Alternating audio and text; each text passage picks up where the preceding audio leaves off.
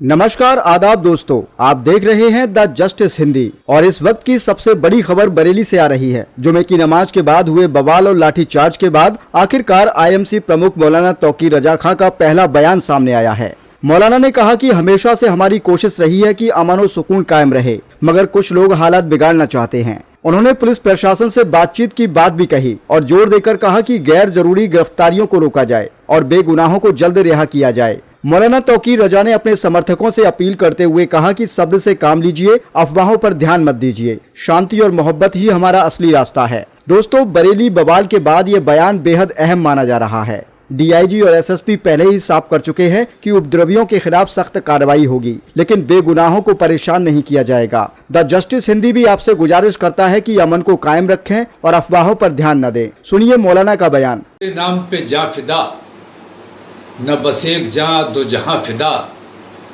दो जहाँ से भी नहीं जी भरा, करूँ क्या करोड़ों जहाँ नहीं। बिरादरान मिल्लत इस्लामिया, ख़ास तौर से बरेली शरीफ के आशिक़ान रसूल को मैं मुबारकबाद पेश करता हूँ कि ऐसे ख़तरनाक वक्त में इश्क़ रसूल के नाम पर, नामूस रिसालत के नाम पर जो तमाम नौजवान और हमारे तमाम हजरात आए, मुबारकबाद के मुस्तहिक़ हैं। और मैं ये समझता हूँ कि इस नाम पर जिन लोगों को चोट लगी है वो भी मुबारकबाद के मुस्तहिक़ है। मुझे शदीद अफसोस इस बात का है कि मैं ने जो एक अमन का रास्ता इख्तियार किया था और मैं ये चाहता था कि मैं अपनी तकलीफ़, अपनी परेशानी के लिए एक मेमोरेंडम डीएम के ज़रिए अपने मुल्क की राष्ट्रपति को भेजूं और नामूस रिसालत पर जो हमला बार बार होता है इसके लिए सख्त कानून की बात की जाए। मेरा सिर्फ इतना मकसद था कि मैं वहाँ जाता, नमाज़ पढ़ता, उसके बाद अपना मेमोरेंडम देता और अपने लोगों से मैं ये अपील करता कि खैरियत के साथ और दुरूद शरीफ का नजराना पेश करते हुए वापस अमन के साथ अपने घरों को जाएं। लेकिन जैसा हमेशा होता रहा है, मुझे हाउस अरेस्ट कर लिया जाता है। इस बार मैंने ये किया कि मैं अपने घर पे नहीं रहा एहतियात की वजह से, और अपने एक दोस्त के यहाँ फाइक इनकलेव में आकर यहाँ क़याम किया मैंने रात को। झूठा मेरा पैड इस्तेमाल करके और लोगों को गुमराह करने की कोशिश की गई। झूठा बयान अखबार में छापा गया मेरे नाम से और लोगों को गुमराह करने की कोशिश की गई।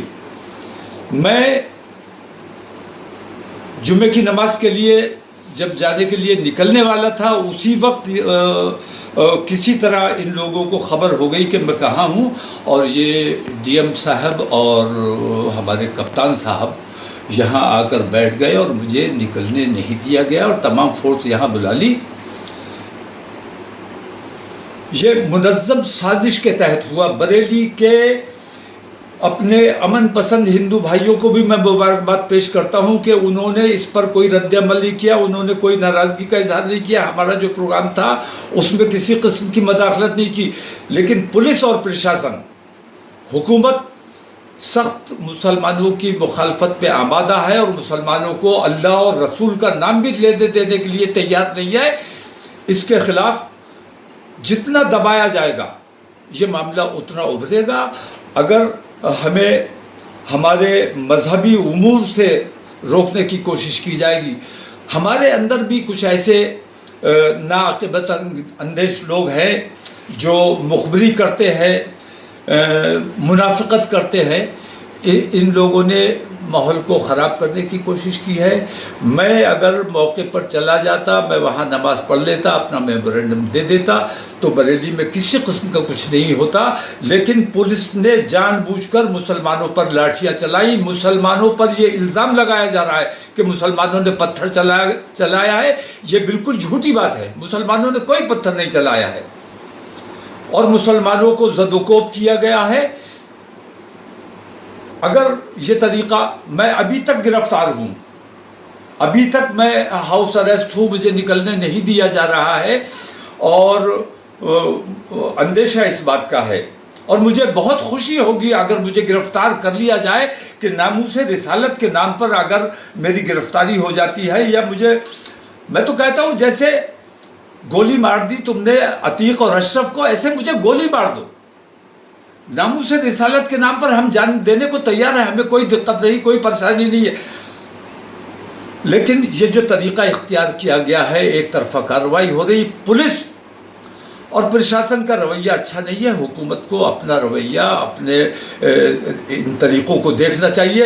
حکومت اتر پردیش کی ہو یا ملک کی حکومت ہو, حکومت سب کی ہے. 140 کروڑ مسلمانوں کی, 140 کروڑ ہندوستانیوں کی ذمہ داری حکومت پر ہے, اور پورے اتر پردیش کے ہندو اور مسلمان تمام لوگوں کی ذمہ داری مکھیہ منتری پر ہے.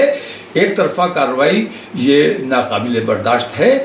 اس کو حکومت کو اس پہ غور کرنا چاہیے کہ کیا مسلمانوں کے ساتھ یہ رویہ برقرار رکھا جائے گا. اگر یہ رویہ جاری رہا تو میں یہ سمجھتا ہوں کہ ملک کے حالات بگڑنے کا اندیشہ ہے, جو میں کسی بھی قیمت پر بگڑنے نہیں دینا چاہتا ہوں. میں نہیں چاہتا کہ کسی بھی صورت میں ہمارے ملک کا, ہمارے شہر کا امن خراب ہو. آج بھی لوگوں نے یہ دیکھا ہے کہ مسلمانوں نے امن کو نقصان نہیں پہنچایا ہے, پولیس نے خود امن کو نقصان پہنچایا ہے, اور ہندو مسلم فساد نہیں ہوا اس لیے پولیس نے اپنی طرف سے فساد مسلمانوں کے اوپر تھوپنے کا کام کیا ہے. میری آپ تمام لوگوں سے درخواست ہے کہ بہت صبر و سکون کے ساتھ اس وقت حالات کو دیکھتے ہوئے گرفتاری ہو جائے.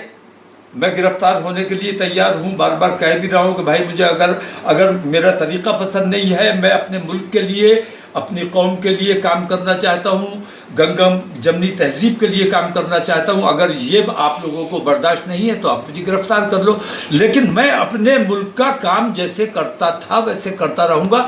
میں صرف مسلمانوں کی بات نہیں کرتا ہوں, میں اپنے ملک کی بات کرتا ہوں, اپنے ملک سے محبت کرتا ہوں.